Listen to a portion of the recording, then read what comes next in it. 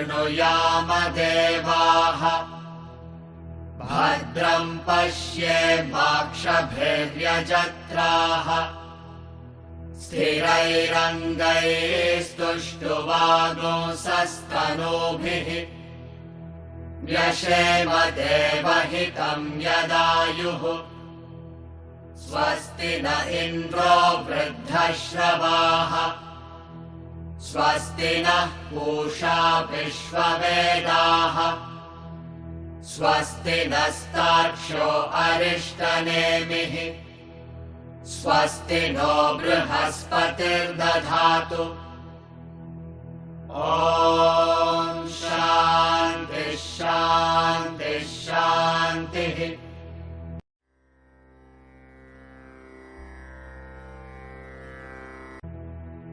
अथाश्वलायनो भगवन्तं परमेष्ठिनमुपसमेत्योवाच अधीहि भगवन् ब्रह्मविद्यां वरिष्ठां सदा सद्भिः सेव्यमानां निगूढाम् यया चिरात् सर्वपापं व्यपोह्य परात् परं पुरुषं याति विद्वान् तस्मै स होवाच पितामहश्च श्रद्धा भक्तिध्यानयोगादवैः न कर्मणा न प्रजया धनेन त्यागेनैके अमृतत्वमानशुः परेण नाकं निहितं गुहायां विभ्राजते यद्यतयो विशन्ति वेदान्तविज्ञानसुनिश्चितार्थाः सन्न्यासयोगाद्यतयः शुद्धसत्त्वाः ते ब्रह्मलोकेषु परान्तकाले परामृतात् परिमुच्यन्ति सर्वे विविक्तदेशे च सुखासनस्थः शुचिः समग्रीव शिरः शरीरः अत्याश्रमस्थः सकलेन्द्रियाणि निरुध्य भक्त्या स्वगुरुं प्रणम्य हृत्पुण्डरीकं विरजं विशुद्धं विचिन्त्य मध्ये विशदं विशोकम् अचिन्त्यमव्यक्तमनन्तरूपं शिवं प्रशान्तममृतं ब्रह्मयोनिम् तथादिमध्यान्तविहीनमेकं विभुं चिदानन्दमरूपमद्भुतम् उमासहायं परमेश्वरं प्रभुं त्रिलोचनं नीलकण्ठं प्रशान्तम् ध्यात्वा मुनिर्गच्छति भूतयोनिं समस्तसाक्षिं तमसः परस्तात् स ब्रह्मा स शिवस्येन्द्रः सोऽक्षरः परमस्वराट् स एव विष्णुः स प्राणः स कालोऽग्निः स चन्द्रमाः स एव सर्वं यद्भूतं यच्च भव्यं सनातनम् ज्ञात्वा तं मृत्युमत्येति नान्यः पन्था विमुक्तये सर्वभूतस्थमात्मानं सर्वभूतानि चात्मनि सम्पश्यन् ब्रह्म परमं याति नान्येन हेतुना। In Kaivalya Upanishad, Lord Brahma is the Guru and Ashwalayana is the disciple. It is very relevant that we invoke the blessings of Goddess Saraswati in this context because tomorrow is Saraswati Puja. In Hinduism, all the important key portfolios are in the hands of Goddess. Wealth is Goddess Lakshmi is the in charge of wealth. Power is in hands of, you can say, Defense Ministry, Finance Ministry or HRD Ministry. All these three are very important ministries. All these three are handled by great goddesses. From Vedantic point of view, we know that it is all in the form of a power, and every power is feminine in nature. Maya is the Shakti or power of Ishvara. Maya is feminine in its form. The power and the person wielding the power, they are not separate from each other. This is a very important concept as it is, you have to remember always, because it is very clear in other religions that God is masculine. It is their belief, God is masculine only. But in Hinduism, the pure Brahman is beyond it all. That is the Supreme Self. You can call it Satchitananda, you can call it consciousness, by whatever name you want to call it. It cannot be captured in any thought. It is beyond all pairs of opposites. It's beyond man and woman. It is beyond everything that you can conceive of.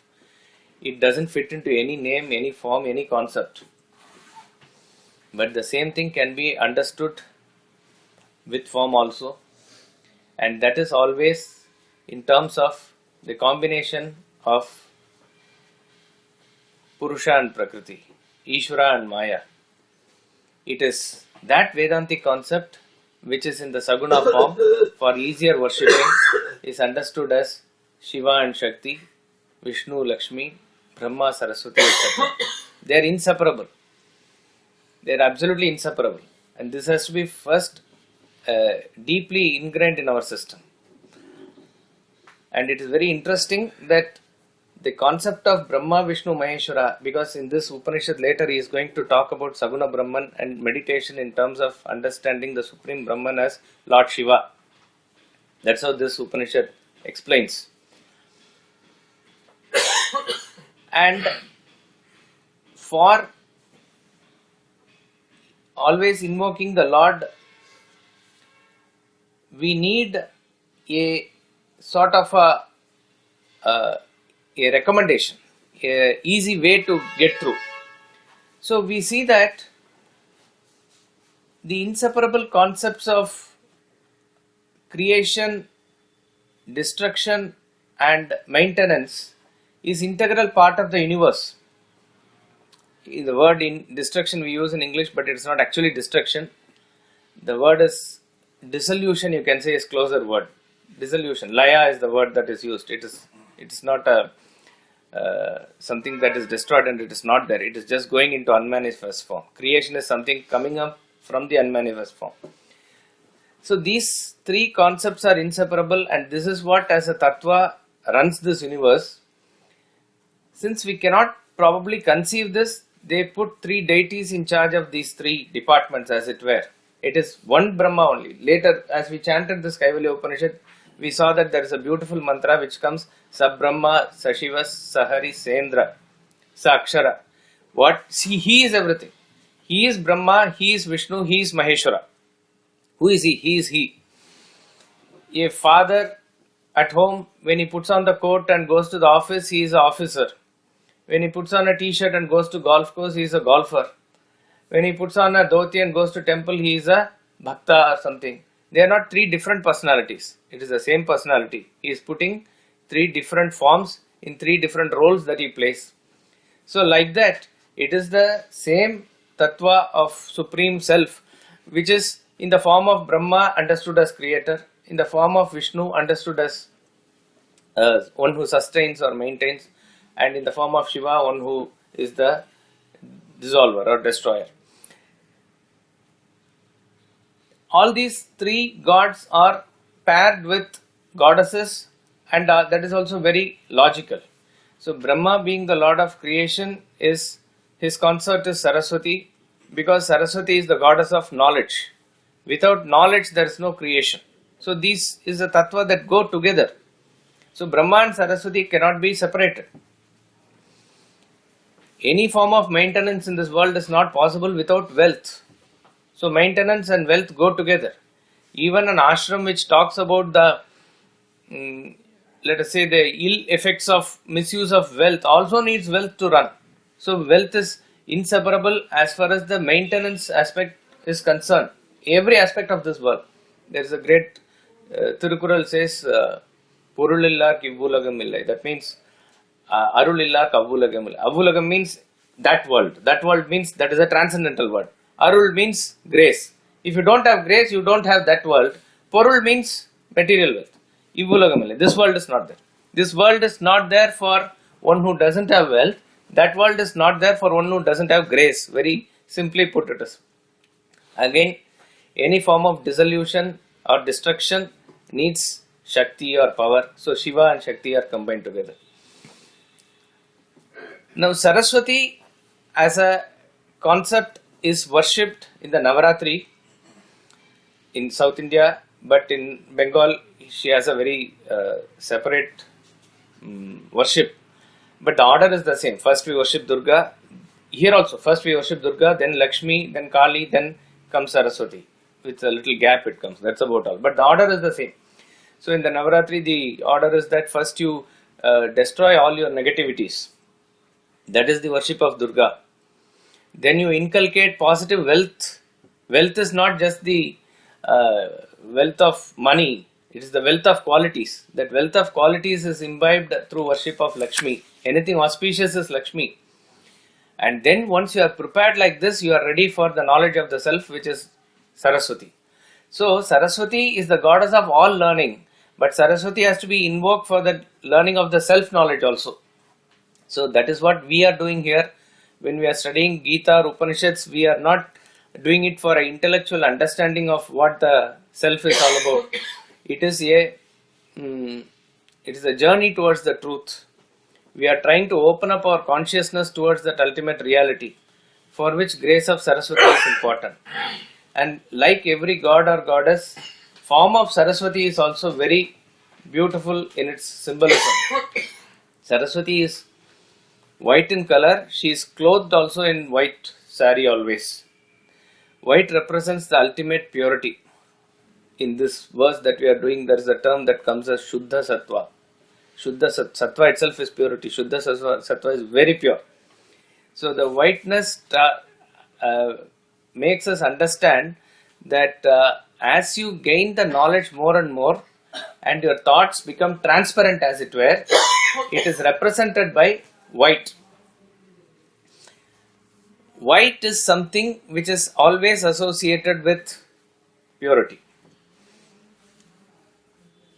That is why even in various religions you have this white cloth as a uniform that is associated with religion or spirituality. Jain monks also wear that. In priests wear in the church. And even generally there is a white thing associated with many people. Swami Ramtirtha gives the explanation that why everybody likes white. Why is white considered as a pure thing? Vis-a-vis black. It has nothing to do with anybody's skin color or anything like that. It has to do with the color of the mind, if you want to call it. Why is it that a ill-gotten wealth is called as black money? Anything that is sold outside the market with a higher MRP is called as a black market. Why is black always associated with something impure, something corrupt? White is associated with something very pure. Because white functions on the phenomenon of giving. This is what Swami Ramtirtha says. White is when you have a disc of 7 colors, Vibgyorik colors. When you rotate it fast against the light, what comes out is a white color. So, why does any object appear that color? The phenomenon of colors in physics says that an object appears in a particular color because it gives away that color. If an object appears green, it absorbs all other colors and gives away green. What it reflects, it has. If it reflects blue alone, it has blue. If it reflects a combination of certain things, that combination alone it has. Like that it is. What happens if it reflects away everything? It appears white. What happens if it absorbs everything? That is black. This is the phenomenon of colors. So if you are able to translate this with reference to a attitude of a person, mind of a person who always absorbs everything, withholds everything, takes everything, and there is no attitude of giving, he is considered black in the mental wise, in the mental state. Similarly, a person who is always giving away everything is pure person. He is considered a white in terms of his color of the mind. So this is represented in Saraswati, that the knowledge that we undertake, that we gain, must make our mind more and more pure. She is also having in this sloka Yakuntendu Dusharahara Tavla, it says she is having the flower Kunda. That is also white in color. Everything associated with Saraswati is such purity only. She has, like all gods and goddesses, four arms, where she holds Vedas in one hand, she holds Veena in two hands and plays Veena, and she has a Rudrakshamala in the fourth hand. This again shows not just the picture of perfection, but also the path to perfection. The path to perfection in terms of introversion is combination of bhakti and jnana. One cannot be done without the other. Playing of Veena represents bhakti. The form of an art which is associated with heart is bhakti. Study of Vedas is jnanam. When these two are done together, you go into the state of meditation. Then this Shraddha, Bhakti, Dhyana, that's what it comes. It is through meditation that you realize the self. And interestingly, the vehicle that Saraswati has is swan, Hamsa. This Hamsa is said to be a very, again, it's very pure and white in color, and it is said to have a very great quality. The quality of swan is that it can, when you mix water and milk, it can separate the water and drink the milk. This is its quality. That is why in Ramakrishna Mission also, I think the symbol is swan. What does it mean? It represents the water and milk cannot be segregated. How it can be segregated? It is just not possible. But imagine if somebody has to segregate it, what type of a discrimination it should have. The discrimination as though between reality and unreality. That is the ultimate discrimination or viveka. So the swan is associated. You see, all this is also very scientifically done. For Parvati, what is the vehicle? Lion it is. Isn't it? For Shakti, it is lion. For Saraswati, it is swan. It is very beautifully associated. For Shiva, it is Shivaratri is coming. Think about it. Shiva has Nandi. It is all again beautifully connected that way also. All this apart, of course, Saraswati's blessing is always required, and that is why right from a young age, children have to be invoked with shlokas of Saraswati, and they have to do it to get into more absorption of knowledge. But an interesting phenomenon about Saraswati, which is can be understood probably only in this country, because Saraswati worship is beyond the territory of India also. She is worshipped in Japan. She has a name. You can Google it out. I think Byzantine. Huh? Byzantine or something, I think is the name. We don't know the exact pronunciation because it's given in English. But all the South Asian countries which are influenced by Hinduism up to Japan, there is worship of Saraswati in everywhere. But interestingly, even though feminine worship is prevalent all over India, Shakti Pitas are more than even Jyotirlinga and other kshetras. You have worship of Shakti from Baluchistan to Dhaka and from Kashmir to Sri Lanka and everywhere is in the form of Shakti Pita. I am saying you will hardly find temples dedicated for Saraswati. There are there, but very few. Compared to Lakshmi, compared to Parvati, the worship of Saraswati is very, very less in terms of dedicated temples. There are sannidhis in big temples that are there. Similarly, dedicated temples for Lord Brahma is even rare. There is one in Pushkar, maybe there is one somewhere else. One or two like that only it is. There is a philosophical meaning also to it. But there is no explanation why Saraswati should not have temple, though there are stories for Lord Brahma, etc. The only reason that can be given is that this shows the sort of what you call as a pativrata dharma of a woman. When the husband doesn't have a temple as it is, she also doesn't have. This cannot be explained in a in a feminist type of audience or something like that. It's just not possible. That's why we said first these two are inseparable. That has to be first always remember. Only if we have a separation that Brahma is different and Saraswati is different, we'll have all this problem. It is not so. Brahma and Saraswati are one and the same. Saraswati will not go where order of Brahma is not there. It is beautifully said in Ramayana like that. In Ramayana, the story of Ramayana is going to be narrated by Lord Brahma. First, Narada comes to Valmiki. Then Saraswati comes in the form of a shloka. Then Lord Brahma comes. So it's a figuratively saying, how come Saraswati came into me? I thought, without my permission, how she will come? She has my permission to come only, he says. So Brahma and Saraswati, and Brahma narrates the story of Ramayana to Valmiki, and that's how it comes. So these tattva has to be understood at the tattva level. Devotion has to be understood at the level with which the form is associated. Only when the combination of this is there, there can be a true spiritual evolution. So Bhakti and Jnana has to go hand in hand. So Saraswati Puja must be undertaken with this idea to invoke her blessings for us to gain more knowledge of the self. All other knowledges which are also important for the world is through her grace only. Since we are dedicating ourselves to study of Gita and Upanishads, it is also through her grace. So that is what Saraswati Puja is meant for. Right. Mantra 3 talks about that which is higher than heaven. Parena Nakam. Kam represents joy. Akam represents sorrow. Nakam represents a realm of no sorrow, which is heaven. Parena Nakam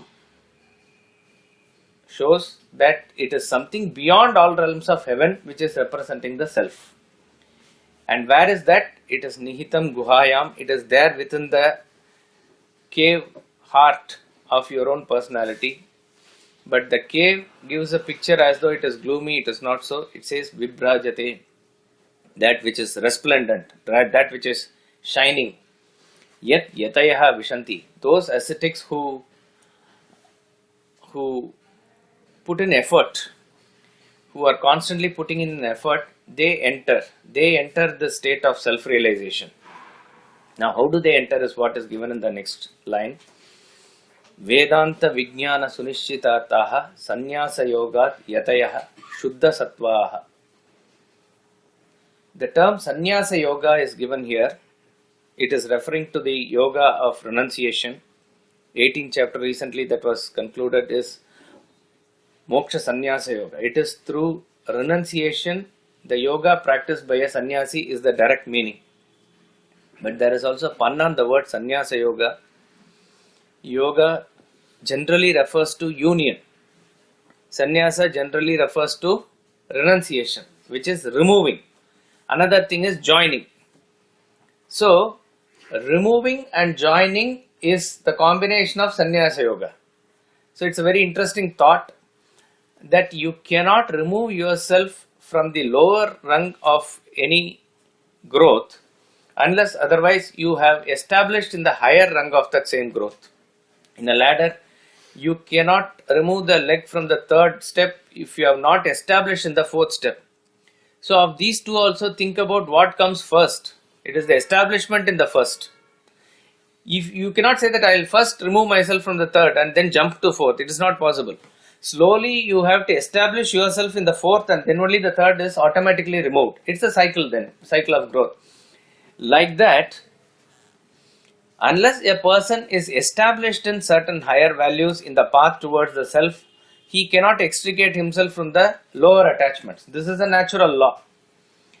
Now, in terms of spiritual evolution,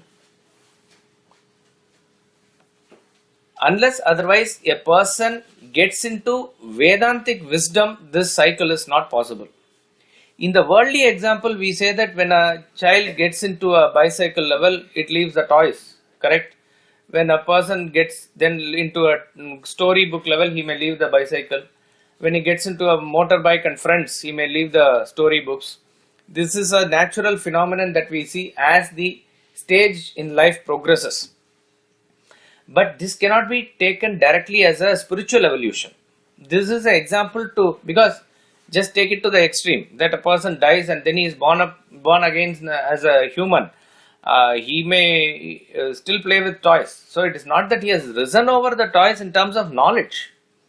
It is the stage of growth in a person's life in this lifetime, like that. That is the example that is given.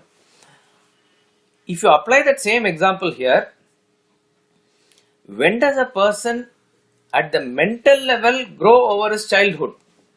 We are all at the level of spiritual children level. That is why the Shastras or the Rishis address us as Balaha. Balaha means children. Sankhya Yoga Prutak Balaha. A person who thinks Sankhya and Yoga are different, he is a spiritual child. He is a child. So that is how Rishis see us. That is how the Shastras see us. So this person who is at a child at that level, he cannot raise himself to the level of an adult unless otherwise he deeply thinks and gets established himself in Vedantic wisdom. So the study of Vedanta is to elevate our thought flow and raise our level of consciousness. Vedanta Vijnana Sunishchitartaha. Nishchitartaha means very certain. Sunishchitartaha means very, very certain. Absolutely certain. Those who are absolutely certain in Vedantic wisdom, this is a intellectual certainty is only a step in the process.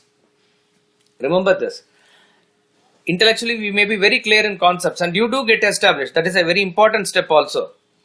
But only based on intellectual standing alone, that establishment doesn't come.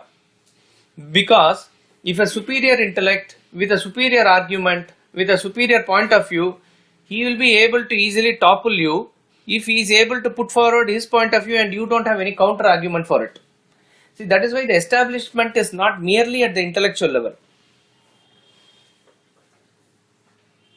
A person who is studying Gita with his heart and soul into it, let us say completely, he believes in Krishna's words as it is, and he believes Krishna as it is given in the Gita as Avatara of the Supreme Lord himself, where all the statements refer to like that only. And there are enough evidences also to show that Krishna was a great personality who lived about 5,000 years ago. If you merely approach Gita from that point of view, and you are talking about certain words that are given by Krishna, and you understand it at that level alone, a person who has a different data or a superior this thing, he may come and disprove the existence of Krishna itself. Then probably your faith in the words that are given in the words of Krishna in Bhagavad Gita also may be shaken if you are only approaching it that way. But if a person has merged into the concepts that are given there in terms of what the Supreme Self is, and with devotion he is able to feel it, even though he might not be able to explain the concepts fully, that person cannot be shaken.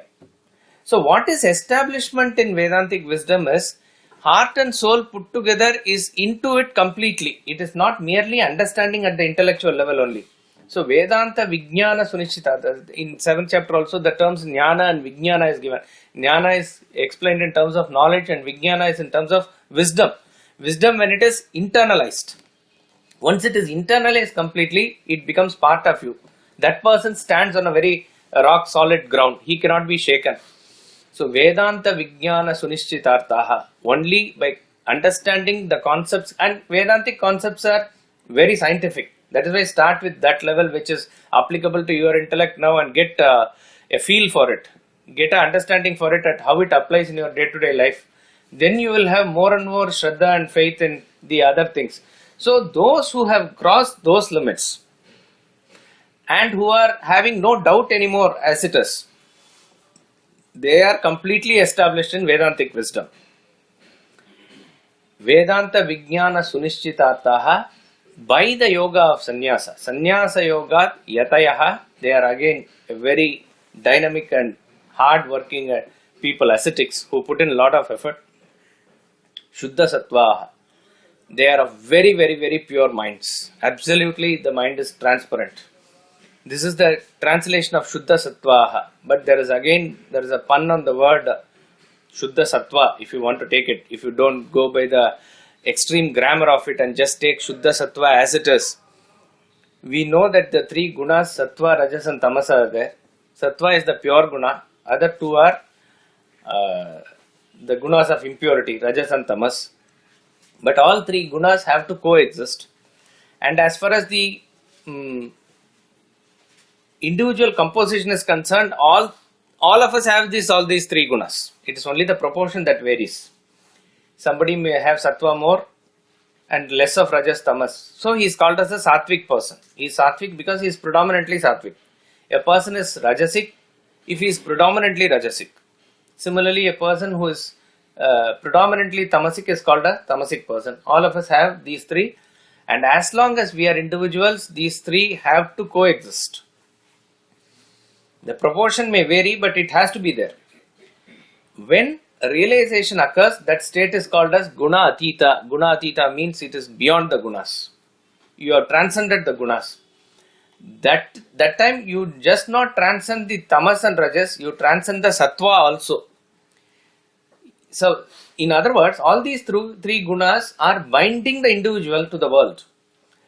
If a chain is binding you in normal sense of the term and it is very hard on you, you cannot move here or there and it is hurting you, you can call it rajasic, iron chain. If the same chain is in that rajas, there is lot more rust. In that chain, lot more rust is there. And over and above it, very many sharp nails are there. And it is very dirt and everything is also there. And its effect is too much. But sort of you have got used to it. That sort of a state. That chain is tamas. But there is a chain that's very golden. It's not hurting you. It is very softly bound upon you. But it is still a chain. Gold is gold, but chain still. So all these three are chains that bind us. Self-realization is a state where you go beyond all these chains. At that time, what happens is that the tamas and rajas are annihilated. They go to zero. Whatever be the percentage of sattva, what it was, it becomes 99, then it becomes 99 and a half, it becomes 99.99. It will still be there as sattva. But beyond that, it is not 100% sattva. That sattva transcends to self, as it were. So it is infinite. So rajas and tamas become zero. Sattva is also not there. In that sense, you can say it's zero, but it has transcended to infinite. So therefore, that person is beyond all gunas. So if you connect that yad yataiha vishanti and the shuddha sattva word, we can say that it is talking about a direct liberation here in this mantra. This is symbolized by what in Ramayana? These three gunas. The three brothers of Lanka represent these three gunas. Ravana represents Rajas. Ravana has a force in everything. He has a passion in everything. He is a character which is completely a personification of Rajas.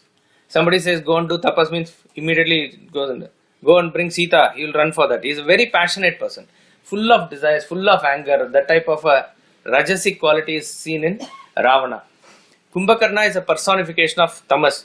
Again, we are not talking about, he had certain wisdom also. He also gave advice to Ravana in terms of like what Vibhishana said. But predominantly he is a tamasic person because we see that he is always sleeping, never awake, as it were. So Kumbhakarna represents tamas. Vibhishana represents sattva. Vibhishana is considered like a Alvar. Alvar is a divine person. In South India, he is referred to as Alvar only. Alvar is a devotee of God. He is part of God. Vibhishana always spoke the truth. He always spoke what is right. He was a person who was not affected by anything. All the sattvic qualities was very clearly visible in him.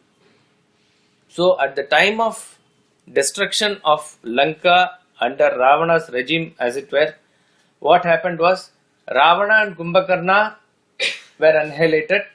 So Rajas and Tamas goes away. What happens to one step before that? The sattva cannot sustain there by itself. So Vibhishana goes and surrenders to Rama. Rama is the supreme self. This is one way of looking at this symbolism. So Shuddha Sattva also can be interpreted as the pure self. And that pure self is where these people enter, one who has established himself in Vedantic wisdom. By the yoga of renunciation, they enter this Shuddha Sattva, and the same Yatayaha is given in the previous verse also. So those who put in that effort, those who are completely established in Vedantic wisdom, they enter into the state of self-realization. That which is higher than heaven, seated in the cave, shining resplendent, that the ascetics enter, those ascetics are well established in Vedantic wisdom to become pure sattva through yoga of renunciation. We'll chant mantra 4 twice.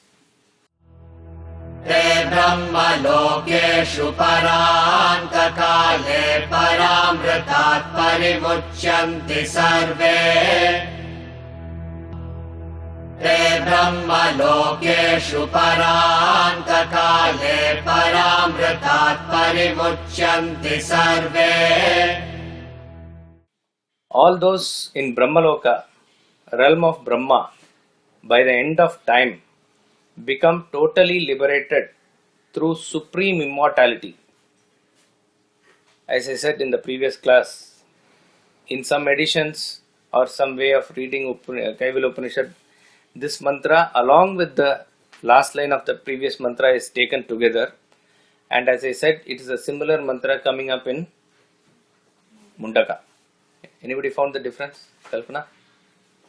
I could not understand this difference, but I think the treatment of this this word sannyasa yoga, I think that is. No, I'm not talking about treatment. I'm talking about a verbatim verse only, mantra. Yeah, it's almost the same. It's almost the same. This one is Paramritatva and that is Paramritaha. That is the That is the major difference. difference. That is the difference. That is the only difference. Paramritaha parimuchyanti sarve comes in the Mundaka. Here, Paramritat parimuchyanti sarve. Those who know Sanskrit, they know it is from. It's a very. That is why the interpretation is completely different. If you see.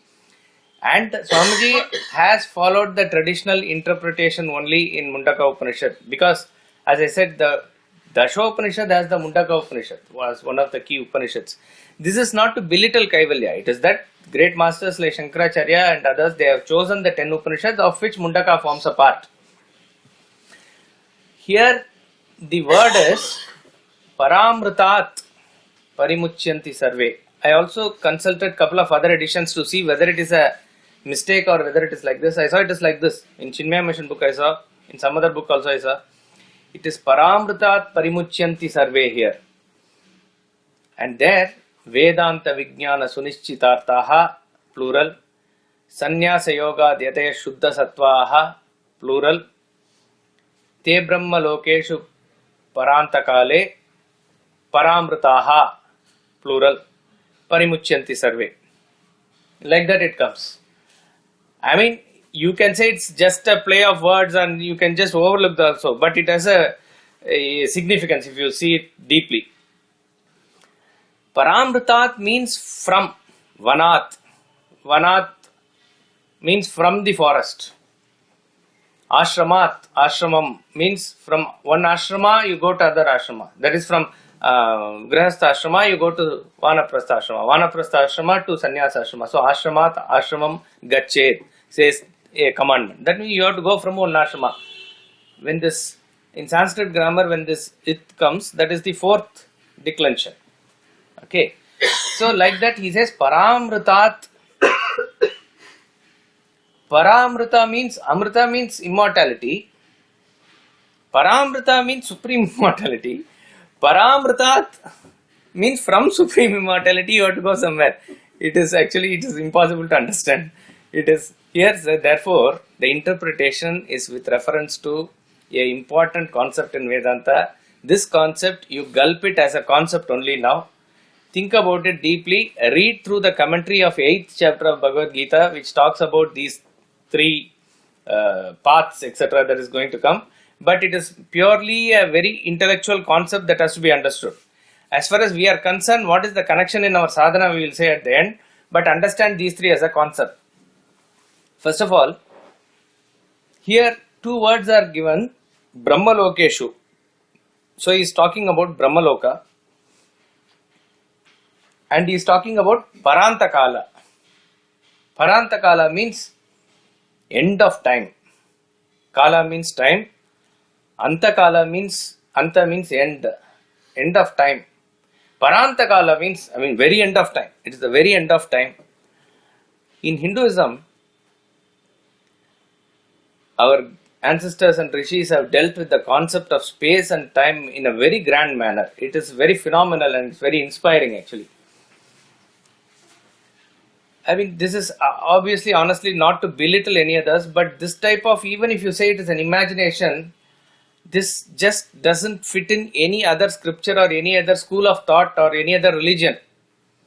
There was a Christian priest, and very genuinely taking Bible as the basis, he established the creation of world to be in 4004 BC.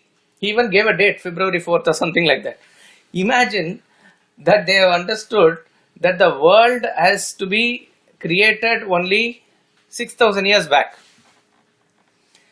And every 10 years, the age of the world goes back by another 10 billion years, isn't it? Everybody thought there was one Big Bang theory which was, I think, propounded in 80s or early 90s, and then they fixed a time and they thought that was it. Every few years, the researchers go beyond and beyond, and it goes by billions and billions of years back. It's amazing and it's phenomenal. They are doing their own research and doing certain things. But have we found the beginning of the universe, or it is just not possible? That is very clear. But still, they are trying in various ways. There is a string theory, there are various other theories that are coming to establish. So there are two things that they are fascinated about always in the world as to the inquiry is, when did this all begin? In terms of time, they are not able to find out the very beginning of time. Another thing is, where did it all begin? Or when you try to find out the space and outer space and go to the very extreme, where does this actually end or begin? That is also very fascinating. That is why in the terrace, when you go and look at the sky and sphere, right from a child to old person, when he forgets himself, he is fascinated by the vastness of it all. And that led to great studies in the past also. Even our people made very great calculations, more precise calculations than the modern science. When I say modern science, science is science. It's nothing modern or traditional about it. But even when Newton's calculations about world calendar, etc., was wrong by 25% with reference to the calendars that existed before Newton. This is the, you go to the YouTube and search for Tale of Two Calendars. Very interesting talk. Of course, it needs a lot of patience to listen. It's a 1 hour video. It's by an Indian mathematician. He is explaining the phenomenon of calendars. Tale of Two Calendars, the Gregorian calendar and the Indian calendar. And he goes on to explain how what we think as Indian calendar is just not a lunar calendar. It's a lunisolar calendar. And how it is different from the solar calendar as it is followed by the Gregorian way, etc. We have deviated, but that's a very interesting topic by itself. What I'm trying to say is, there has been always a fascination of space and time. This concept of space and time is always fascinated, and it is a totally different dimension altogether when you see the world of objects and things. Everything in this world, as you understand, which is the third phenomenon in terms of the chain of cause and effect, it is only complete when you bring the other two things, which is space and time. So time, space and causation are actually threefold fork which holds everything. They are the actual thing, tripod as it were, on which the universe stands. In the 11th chapter, Bhagavad Gita, I think verse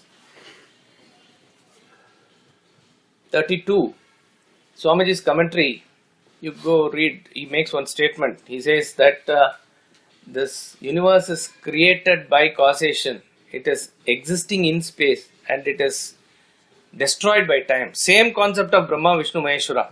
Because in that form, that universal form which is changing in that Vishwarupa Darshana, Brahma and all comes first, then the Chaturbhuja Vishnu comes, then Mahakala comes. All that is showing it is in the same form. So these three phenomena are coming, and that form speaks, Kalosmi, Lokakshayakrit Pravruttaha. I am the great time, he says there. In that commentary he says this. So these three again are inseparable concepts, time, space and causation.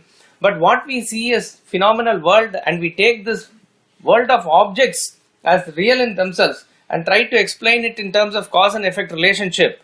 But then what we do unconsciously is we segregate time and space away from this. But it is not possible. Time, space and causation are integral concepts.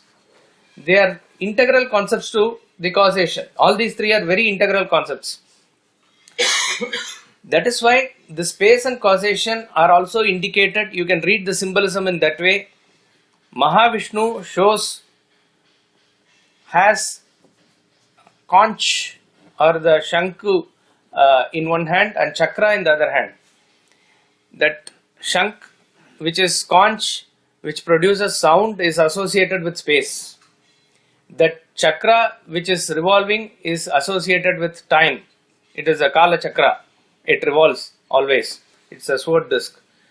The concept of space and time shown by Lord Shiva is, on one hand he has the Trishul, which shows the three periods of time. Other hand he has the Dumru, which is again a phenomenon of sound associated with space.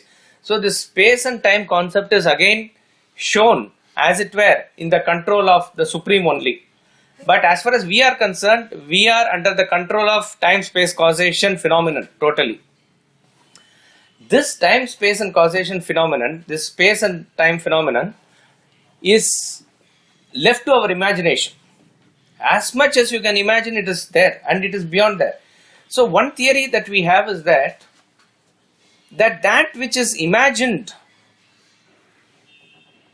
probably has a limitation than the reality.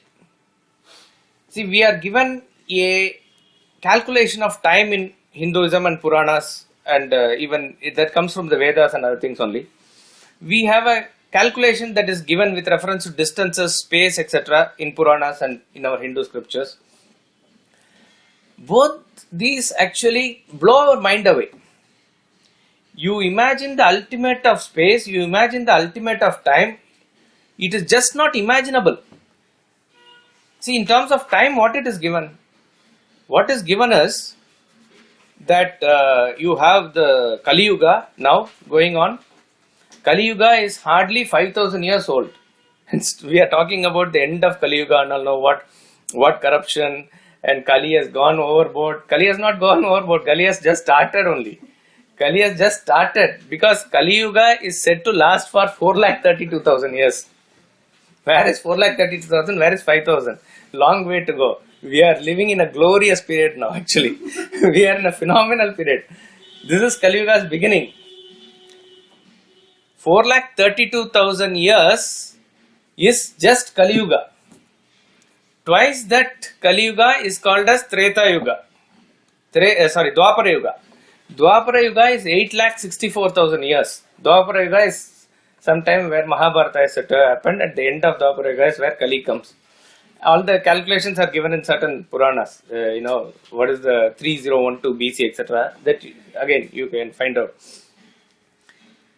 And 3 times Kali Yuga is Treta Yuga. Treta Yuga is 12,96,000 years. 4 times Kali Yuga is Satya Yuga or Krita Yuga. 17,28,000 years. This itself is like that 2G, 1,76,000. Beyond that, how many zeros if you add, it doesn't make a difference. This is all these 4 yugas put together is one Mahayuga. So one Mahayuga is 43,20,000 years. 43,20,000 years is one Mahayuga. 1,000 Mahayuga is how much? 432 crores or 4.32 billion years. This is 1000 Mahayugas. This calculation is given in Gita. Again, go through chapter 8. Sahasra Yuga Paryantam Ahorat. He says, one who knows this, they know the night and day. Ahoratri Vido Janaha, he says. 1000 Mahayugas, which is 432 crore years. 432 crore solar, our earthly years, is one day of Lord Brahma. It is one day of Lord Brahma. Lord Brahma, meaning one day also means what? It's 12 hours. Where is day means day. day is not that word. So therefore, equivalent of that is Brahma's night also. So this is one day. So here itself our imagination goes. That is why I said those who are adept in mathematics can come closer to Vedanta, because mathematics is a phenomenal subject that invokes our thinking, imagination, where actual physical reality cannot go. We gave this example of folding the paper. If you fold the paper 32 times, how much thick it will be? It will go in kilometers, but it will not fold. In reality, a paper will not fold more than 5-6 times. A4 paper you try, it will not fold. But mathematics can make us imagine how long it could be and how small the thickness could be. It is unimaginable. But that calculation you can make if you know maths. Similarly, maybe 1000 times more than that is what these Vedantic scriptures are asking us to take our thought there to imagine what that great thing is. It is left for your imagination, as it were, but you can imagine only when your mind is available for imagination, isn't it? Mathematics also you can do only when your thinking power is available. The thinking power is made available only when the mind is calm, and in the calm mind, when you read this, these are staggering phenomena for us. So one day of Lord Brahma, when I say one day, the 24-hour day, is 8.64 billion earthly years. That is one day of Lord Brahma. One day of Lord Brahma multiplied by 30 is 1 month of Lord Brahma. Multiplied by 12 is 1 year of Lord Brahma. Multiply that by 100 is 100 years of Lord Brahma. That is the age of Lord Brahma. What is the present age of present Brahma? It is said again, whatever is said I am saying, it is said to be 51. When we do Sankalpa, we say Adya Brahmanaha, Dvitiya Pararte, and the Kalpa and other things comes. It's a very interesting thing. The 1000 Mahayugas, it is divided into Manvantras. There are 14 Manus. So if you calculate 71 into 14, it comes to 994. So each Manu rules for 71 Mahayuga time. And in between two Manu, there is an interim period of 1 Kalpa. So 994 plus 6 becomes 1000. Like that is a calculation. This present Manu is called Vaivasvata Manu. That is why in the Gita it says Vivasvan Manave Praha Manu Rikshvakare Abravit. So we are in the present rule of Vaivasvata Manu. And this Kalpa is called as Shvetavaraha Kalpa. Kalpa means one day of Brahma. This day is called Kalpa and night is called as, what is it called? Pralaya. I think Pralaya. Kalpa and Pralaya is the term that is given. So, Kalpa is the day of Brahma. So, the present Brahma is supposed to be in the 51st year. This is the calculation that is given. So, Adya Brahmanaha Dvitiya Parate. Dvitiya Parate means second half. First half of 50 years is over. Dvitiya Parate. Shvetavara Kalpe, etc. The mantras that come, it is talking about this. So, Parantakale means, Antakale means end of time. Parantakale means very end of time. Very end of time is when Brahma completes his life. Brahma completes his life. Parantakale. That means end of Brahma, end of Brahmaloka, end of everything as it were. It's called as complete dissolution. Adyanta Pralaya. That means absolute dissolution. This Pralaya itself is classified or differentiated or rather understood in 4 different ways. One is called as Nitya Pralaya. Pralaya means what? Laya means what? As I said, Laya means you go and dissolve into something. That's called as Laya. Even as a person is listening to a music and the audience gets completely into the singer's mood and into the song, he has become Laya with it, they say. Laya means it's complete merger with it. That's why in this, the outer eyes and other sense organs is called Go Laya. Go Laya means the earth, as it were, comes and merges into it. It's Laya. It is merging into it. Pralaya means complete dissolution. Pra always is an additional prefix in the Sanskrit language. Pralaya. So Nitya Pralaya means that you dissolve on a daily basis. What is that? Sleep. Sleep is Pralaya as far as you are concerned. As far as you are concerned, you don't experience this world when you are in deep sleep. That is also one way of saying that it is Pralaya. You can extend it to understand that on a daily basis, many beings are dead also. For them, this world is again gone because death is an extended sleep.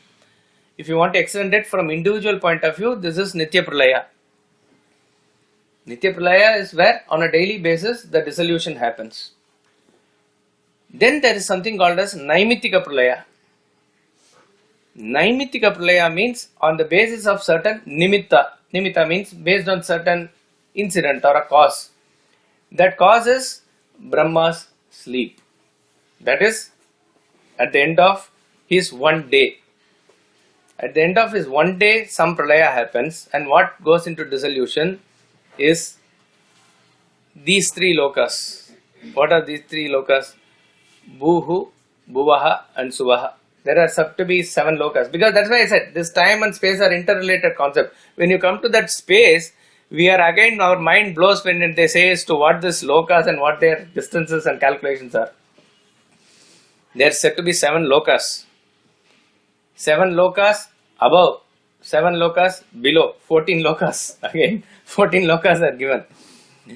These 3 are taken as Mahavyaghritis. Bhur, Bhuva, Swaha. Philosophically, they are interpreted as even waking, dream, deep sleep also you can say it. Nothing wrong with it. Right, it is also right. But in the terms that is given on the other side, it is also the 3 lokas which are on the realm of Surya Mandala, or where the sun is there. That is why beyond this, in the netherworld, he says Asurya Loka. There is a place where the sun's rays doesn't enter. That is a different loka. These are lokas, as it were, the sun is ruling. Starting from this world up to Suvaha means Swargaloka, which is the normal heaven where Indra and all are said to reside, etc. These 3 go into dissolution when Brahma goes to sleep, and these 3 come back when the Brahma wakes up. This is a interim dissolution that happens with reference to this phenomenal universe. Again, I am not going into science. If you calculate again the ice age and this age and that age where no creatures are there, and when they come up again, probably it will fit into this calculation of years. And then comes Adyanta Pralaya. Adyanta Pralaya is the ultimate Pralaya where Brahma's 100 years is over. At that time, including Brahma is said to be the first creation. So when the last dissolution goes, he is the last person to go. When he goes, there is nothing else, as it were. Meaning any manifestation, it is not there for us to imagine. In that sense, all the lokas beyond Suvaha is Maharloka, Janaloka, Tapoloka, Satyaloka. Satyaloka is Brahmaloka. These 7 lokas above and all the other things which are part of this, whatever you can imagine, everything goes into dissolution. So in that sense, the entire thing goes into unmanifestation. And then what happens? Then after such and such period, equal period, again the manifestation begins, starting from Brahma, as it were. All this you have to understand at Tattva level also. All this you have to imagine at the figurative level also. It's very phenomenal. It's all Tattva basically. That is the third pralaya, and that is the Parantakala that is being mentioned in this verse. At the end of time, when that dissolution happens, there is no concept of space and time. Because when Nitya Pralaya happens, there is no space or time as far as you are concerned. But you cannot say that you have dissolved everything and there is no space outside you. Your hand also get hurts when you are asleep. When morning the blood comes, how can you say it was not there? It was all there, right? But as far as you are concerned, as when you are going through the deep sleep, that is not there. But the phenomenon is there. Similarly, you can imagine that the second level, that is still there at the higher levels. All the creation is there. At this level, there is absolutely no creation. There is a complete dissolution that happens. But what causes the phenomenon to come back again? Again, it is given as the power of Maya, etc. That everything is going back into unmanifest. Just as you go from manifestation to unmanifestation, from unmanifestation you come back to manifestation. This is a natural cycle. This is again given in 8th chapter very clearly. With this verse, also read the 8th chapter of Gita. Very many parallel concepts come there. 8th chapter is very subtle in terms of this particular idea. So just as the manifestation happens, unmanifestation also happens. This is at the individual level said in the 27th mantra verse of Gita, chapter 2. Jatasya hi dhruvam mrityuhu dhruvam janma mritasya cha. That which will be dead will be born again, that which will be born will be dead again. This is a natural phenomenon. If this natural phenomenon could be understood at individual level, microcosmic level, you can project it to macrocosmic level and you can project it to the ultimate thing. This cycle phenomenon continues. This phenomenon continues because of the power of Maya, as it were, and this power of Maya is not different from what is the power wielded by the Supreme Lord. So the Supreme Lord is beyond all these things.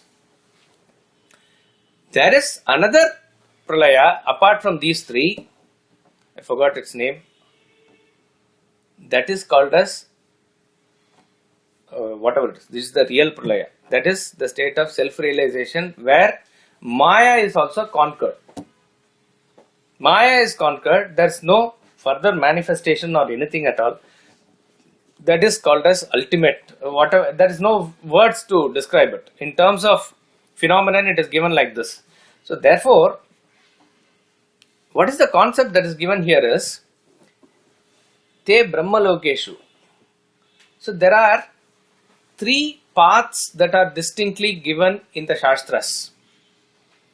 One is called as the path of return. Another is called as the path of no return. Another is not a path, a misnomer. It's not a path as it were. It is getting into realization here and now. The path of return is indicated as Dakshinayana in Gita. Dakshinayana is not to be understood as just the 6 months of our winter solstice here. It is not. It's a symbolic and a figurative meaning there. It's a path of return which is to do with darkness, smoke, etc. All these things are given. And then there is a path of no return where it is a path of light, where there is a path of sun as it were. So path of moon and path of sun it is given. But third one is not a path. A path is a term used, but it is a, like he says, Pravishanti Sarve, somebody enters. Enters means he doesn't enter from one thing to another. That realization of the Kaivalya happens here and now. So that these three paths are called as, first path is called as Swargaloka path. Swargaloka is up to the realm of Swarga, you go and come back. And this Swarga can be any Swarga. Various realms are there. Up to Brahmaloka also it is Swarga only. Meaning realms of heaven. Each and every realm of heaven, philosophically we have to understand, and which we will take it up in the next class, is each and everything is a phenomenal realm where you enjoy it more and more. That is why it is called as heaven. Similarly, all the hell that is given below is the realm where you are agitated more and more. So the 7th or the lowest hell is the toughest sort of to go through. Highest form of enjoyment is the Brahmaloka, which is the highest. In the 8th chapter, again a verse says, Abrahma Bhuvana Loka Punaravartinorjuna. I leave it with this thought because, as I said, this is a very subtle concept. Just gulp it for now. I mean, you have to think a lot about it. A Brahma Bhuvana Loka Punaravartino Arjuna. Up to Brahma Loka, O Arjuna, Punaravartino Arjuna. That means you are supposed to only come back. A Brahma Bhuvana Loka. Up to Brahma Loka, you only come back. Here what is given is Te Brahma Lokeshu Paranta Kale Paramrutat Parimuchanti Sarve. From Brahma Loka, you don't come back. You are liberated. So the three concepts are: path of no return is not liberation, it is a path by which you gain some merits and you come back. Path of no return is where you enjoy certain merits but you don't come back, you go to realization from there. That is through Brahmaloka. It is called as Krama Mukti. Mukti is there, liberation is there, but it is in stages. And then third is Kaivalya Mukti or Sadhyo Mukti, which is achievable here and now. Here and now means while living here in this mortal world. So it is Kaivalya means direct liberation. There is no going somewhere and then going and then all these things are not there. It is achievable here and now. It sounds very easy, the third one, but third is the toughest, obviously. It is here and now you can achieve. In okay, tomorrow you will meditate, and it's not so easy, but it is there. It is possible. These are the three concepts that you need to understand here. So what you need to think about is, when do we come back? What is the condition for that? I'll give you a clue. I said Jnanam and Karma are incompatible. So what do you achieve with Jnana? What do you achieve with Karma? Second point, what is the above lokas, above Swargaloka? When do you go to up to Swargaloka? When do you go beyond up to the Swargaloka? Third is, when the exhaustion of the effects of the third term that I am using here is Upasana. When the effects of that goes away, what happens to that Jiva? In other words, when does that liberation happen is, we said that when Brahma himself goes away, then after so many years, again the creation and everything starts from ABCD. At that time, this individual doesn't come back. At that time, he doesn't come back. So this is called as Krama Mukti. In this mantra, he is talking about Krama Mukti. We'll conclude with that. Yes, sir. But does it mean Brahmaloka, you can get liberation in stages? But what about the three karmas, the Sanchita karma and the Arave karmas? See, this Agami Sanchita karma, I'm not saying that it is divorced from what we are saying here. But this is when you are understanding this concept as it is, stick to this concept. And then we can reconcile with this other concept. With reference to liberation, it is correct that only when your Sanchita karma are enough over that you are going to get liberated. But the path that a person takes, does he do only desire-ridden activities? Does he do desire-ridden activities along with certain worship, certain phenomena of internal worships? Does he do only meditation here with a single pointed focus? Then who is eligible to do it? What is the phenomenon of doing selfish, unselfish and unselfless activities while in this world itself? So that is why when he talked about getting liberation, he says Shraddha Bhakti Dhyana Yoga Davehi Na Karmana. We said that karma obviously is not talking about selfish karma here. There's no question about that discussion at all. So when karma cannot get you liberation, up to what level can karma get? So beyond that lokas to go, what you must do beyond karma also is there. That beyond karma what you do, is it enough for direct liberation here, or does it take you through stages somewhere? This is the phenomenon that is being explained. So you just, as I said, sort of absorb this concept as it is. Then we have to understand the phenomenon of time and space, how it fits into this. Then probably this concept will be clear. This is a concept of a great intellectual interest and a great Vedantic concept, and he is not talking something as an imagination. It is there as a concept also. It is said, I'll leave with this one thought for you to think about. In this, beyond all this, there's supposed to be one pole star above, which we worship as Dhruva. Dhruva in Sanskrit means fixed. That is why the Dhruva star is somebody who can guide the navigators and others also. It's called Dhruva. Dhruva means it's fixed. In Sanskrit it means fixed.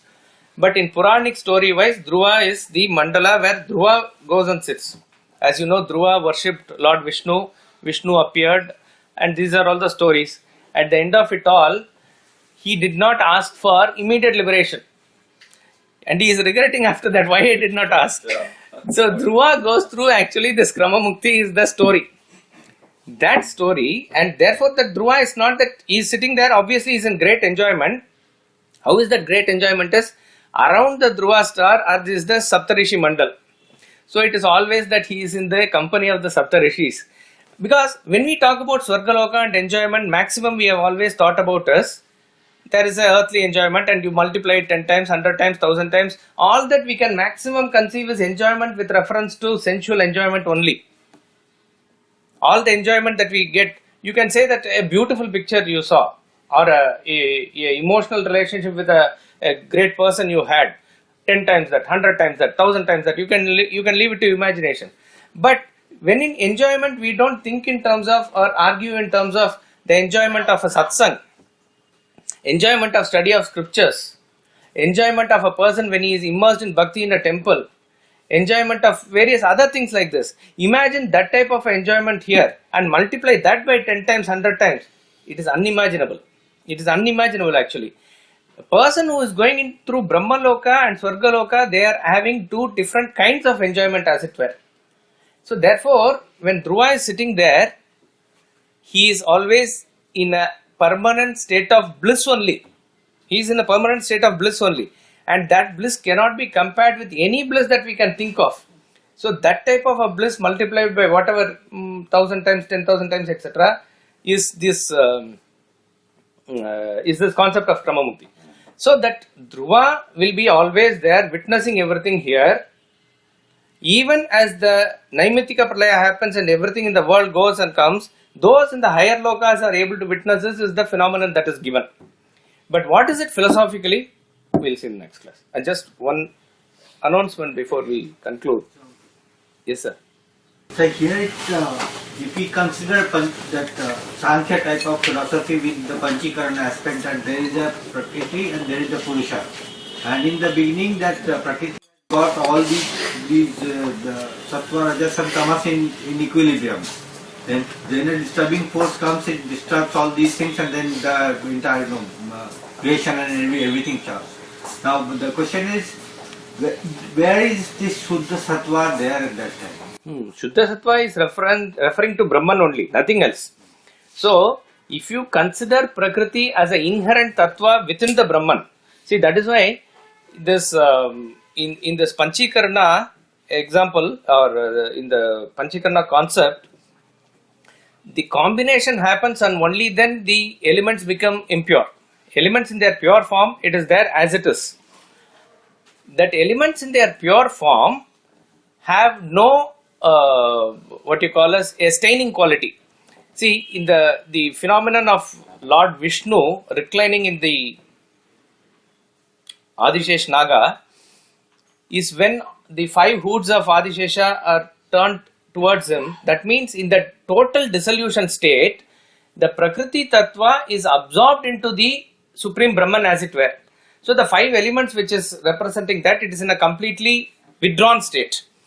The manifestation and all other things with reference to Sattva, Rajas, Tamas in manifestation comes only after creation. So there is no discussion of gunas in the state of pure dissolution. Just as in our phenomenon we can say the state of deep sleep has no gunas as it were. You can say it is pure tamas, but pure tamas is like pure sattva. You know, it really doesn't. So we say sattva, rajas, tamas are in mental textures. So when mind itself is not there, where is the question of texture? It doesn't occur. We'll conclude with the bhajans here. Jai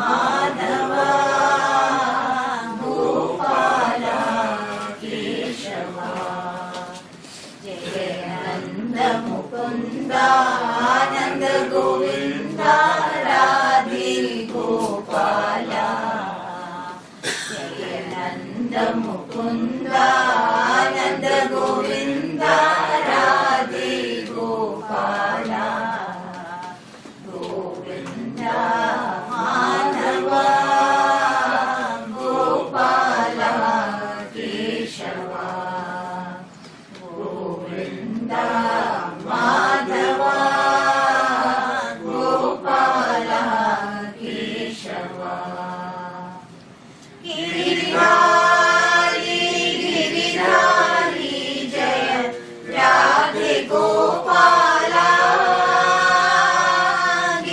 Giridhari Giridhari जय राधे गोपाला घनश्याम श्याम श्याम जय जय राधे गोपाला घनश्याम श्याम श्याम जय जय राधे गोपाला जय नन्द मुकुन्दा नन्द गोविन्दा राधे गोपाला जय नन्द मुकुन्दा नन्द गोविन्दा राधे गोपाला गोविन्दा माधवा गोपाला केशवा गोविन्दा माधवा गोपाला केशवा गोपाला केशवा गोपाला केशवा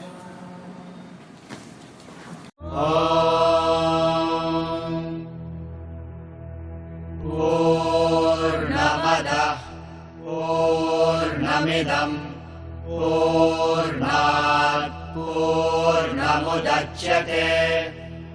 पूर्णस्य पूर्णमादाय पूर्णमेवावशिष्यते ॐ शान्ति शान्ति शान्तिः